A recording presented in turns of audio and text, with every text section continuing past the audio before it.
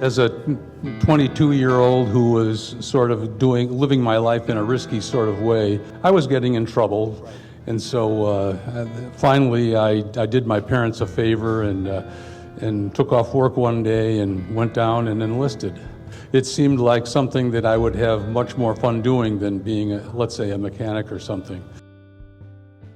On February 5th, 1969, a Japanese freighter, the Shoka Maru, was carrying a cargo of lumber out into the South China Sea. The weather was very bad and there were high swells, etc. And the lumber cargo, which was telephone pole-sized logs, shifted in the ship, and the ship went over 35 degrees and then finally went all the way over, and all 23 crewmen went into the water. We went out to take over, being the on-scene commander that would direct the other airplanes doing their search missions. We were flying through rainstorms. I couldn't see hardly anything, and I could hear the pilot and the co-pilot. They talked about dropping down to 300 feet, so we went down to 300 feet. And then I heard them discussing going down to 150 feet. 300 feet is legal minimums on a rescue mission like that for a 130. So we went down to 150 feet, and then after a couple of minutes of that, it was like being at the top of a building when you feel an elevator drop, and I could feel that, and I knew this was not going to be good. And that's when the first time we hit, the plane crashed. I was slammed into the 10,000-gallon fuel tank, and blood was coming down over my right eye. And as my body spun around towards the ramp, I could see the ramp separating from the rest of the plane, and I could see the ocean below.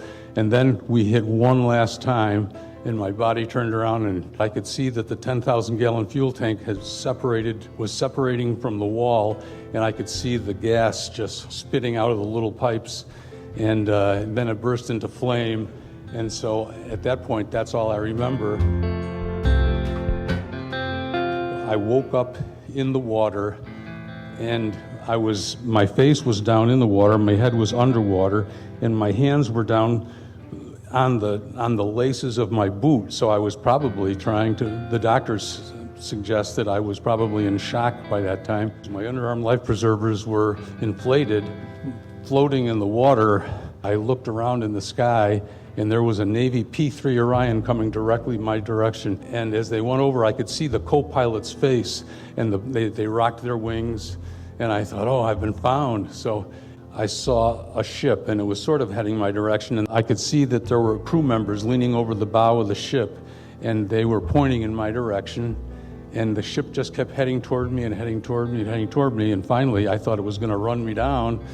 And as it just about got to me, and I was getting ready to try and push off, if it was that close to me, a guy in the front of the bow had a life preserver, and he threw it, and it was on the end of a rope, and it was too far away for me to get to, so he pulled it back in as quick as he could. He threw it again, and he pulled it back in as quick as he could, threw it again, and this time I was able to catch it on the way by. And I just hung on to that, and then as it pulled me into the side of the ship, the crew members lowered a netted rope, and I was able to hook my arms in the netted rope, and they pulled me up and over, and I was on board. And the only guy who could speak English on the ship was the captain. You were the only survivor of that crash. And this is, I just want to warn you, this is not a pretty sight what I'm going to show you. This is what Jim looked like when he got picked up. Very badly burned. Yeah, as a friend of mine said, who was there when I came back, he said, Jim, he says, you look like a marshmallow that had fallen into the fire, you know, and I got it, yeah.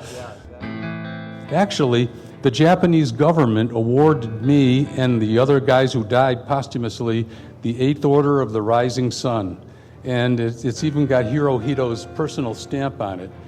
I almost sent it back one time after I read The Rape of Nanking because of what he knew about it, but I thought, no, now it's a very treasured piece hanging in my home.